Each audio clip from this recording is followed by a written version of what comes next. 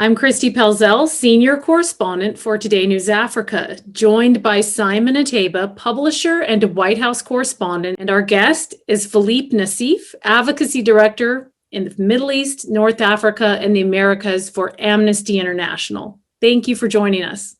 Thank you for having me. I appreciate it. I know yesterday Amnesty International published their human rights report for the year 2020. I was wondering if you can take us through it and give us the highlight of the report, especially for North Africa. Absolutely. A pleasure to talk a little bit about our report. This is a report that we put out as an organization, as an entire organization, every year.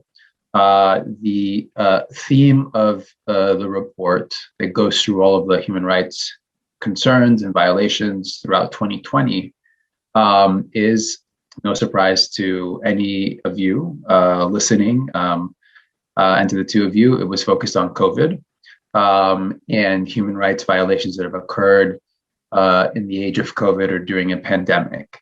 There were active protest movements taking place in Algeria, in Libya, even in Morocco, and then a little bit further to the east in Lebanon, very large protest movement there, and in Iraq. And all of those were affected by the outbreak of COVID-19.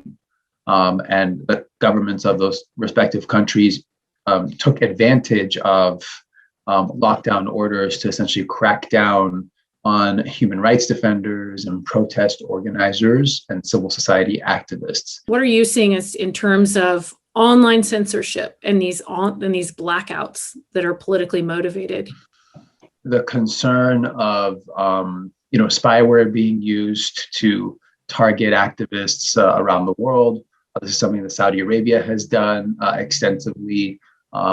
An Israeli company has actually made some of the spyware that's been used. For example, the one that was sent to Khashoggi through WhatsApp and downloaded on his phone so that they could track his whereabouts and where he was going.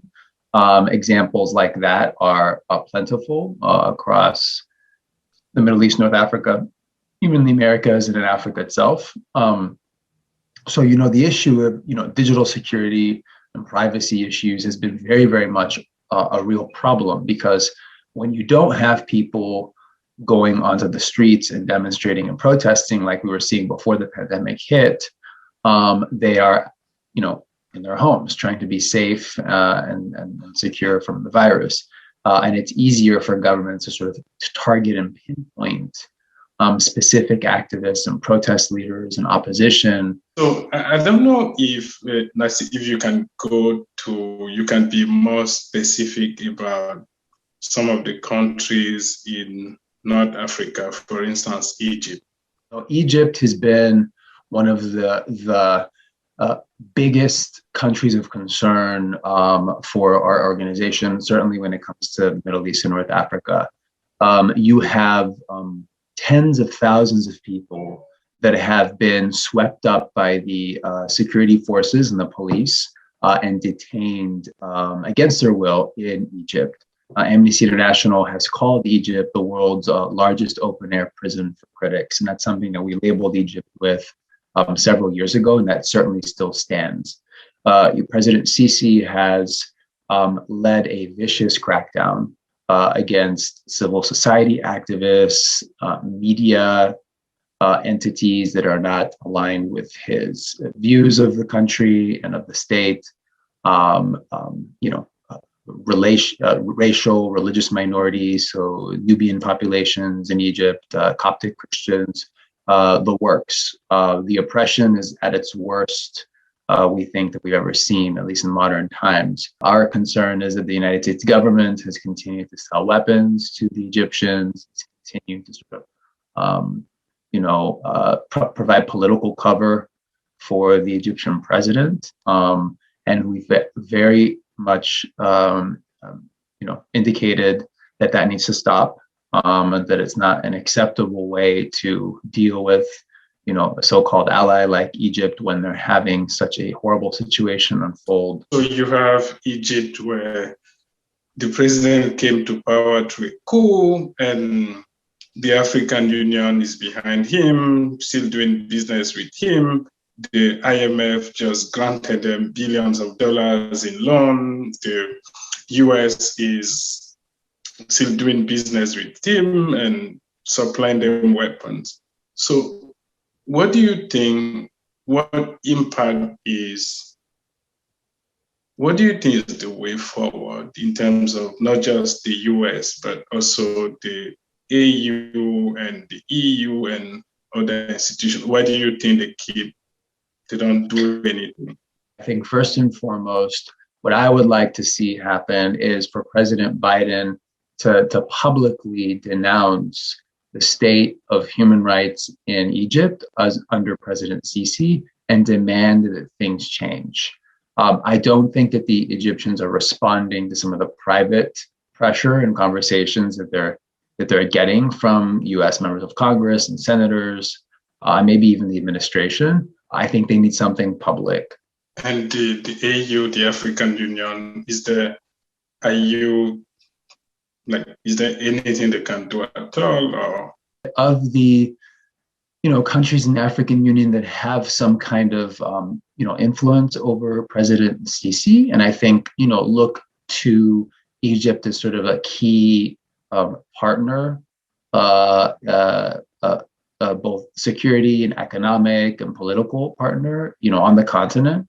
I would hope that those governments and the African Union articulates the importance of ending massive human rights violations in Egypt. I was thinking of the case of Saudi Arabia and the Biden administration not wanting to comment on the findings with the Khashoggi killing, really taking a step back, reason being that Saudi Arabia is a major partner of the United States. When you tie that in with the belief that maybe the US won't defend based on their business dealings or whatnot, kind of set a scary precedence for journalism at large, for human rights defender at large. It's a frustrating situation to have seen what has largely been a pretty good report. The State Department's human rights report put out, largely positive across the board, minus some key areas where there could be some improvements. I think Egypt is one of them. I think Israel and the occupied Palestinian territories is certainly another one. Maybe Iraq, and certainly Saudi Arabia. And it's for this reason, because when I combed through that section, I saw a complete lack of accountability for the leadership in Saudi Arabia. So I am referring to Crown Prince Mohammed bin Salman, who goes by MBS, or is often referred to as MBS, for those that are listening.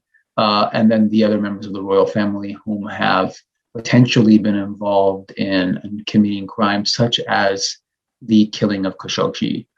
This is a huge issue because without that kind of accountability, and again, this is the political cover that I'm referring to, similar to President Sisi, and now we have the same dynamic with MBS, Mohammed bin Salman. There's a concern here that the United States government is not articulating the real source of the problems when it comes to the leadership. What do you think would be the best way for the Biden administration in particular to balance that challenge to at the same time have allies but also expose or call them out? There's always this fear that if you as a government sort of call out an ally for something that they've done that's pretty bad, that it would damage the relationship. And I actually think the worst case scenario would be to not call out that ally for that bad behavior until they continuously do it over and over and over again. And then you have to say something really big and hard hitting and all at once give them a list of everything they've done wrong. I would imagine that it would be better to hold them accountable every time they do something. When you have 4 years of a President Trump who essentially wrote blank checks to these countries and said, you do what you want, keep things quiet, because I don't want to be dealing with the Middle East and North Africa, but really, frankly, a lot of countries anymore, and this extends to the whole continent of Africa, keep things quiet. That was a green light for a lot of very bad behavior to take place by the autocratic rulers of the region that have been wanting to crack down on freedom of speech and civil society for a very long time. And we're trying to recalibrate and reissue the importance of human rights. From what I heard you say is, even though the Biden administration has said publicly that he wants to defend democracy and human rights around the world, but the signal really is not there. It's early. I think that, we're only in April. And I think it remains to be seen over the rest of the year just how the foreign policy of the Biden administration will fully take shape. I think we're really getting a very good preview of how it likely will look, where human rights is a concept that's very well respected and, in fact, held to high regard by the president himself and by the Secretary of State. They've made that very clear. They haven't done a great job on Saudi Arabia 100%. They've done about maybe 40% of the work, which is good. And they certainly haven't done a good job on Egypt. But, there are more examples of good things that they have done than bad. I can say that with full confidence. Just had one last question, really. You've given us so much information. So Amnesty International, I know you curate reports from all of the major sources, the AU, the State Department, everywhere, in order to come up with your reports. Do you also have people on the ground? Or are you going into these countries on the ground?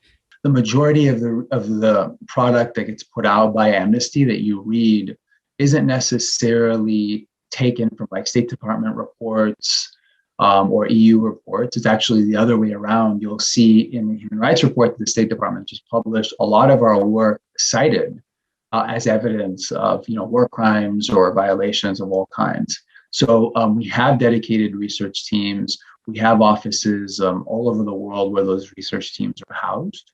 And when it's safe to do so, they're able to kind of go to places like Libya to collect evidence of war crimes, or to Yemen, for example. And so we're very much present out in the field, as we like to say. But I'm not entirely confident that some of those trouble spots are going to get the attention they deserve on human rights specifically. I'm just not seeing indications yet, but that could change. Thank you. That's great. Thank you so much. And we will follow up with you. Please do. I'm here.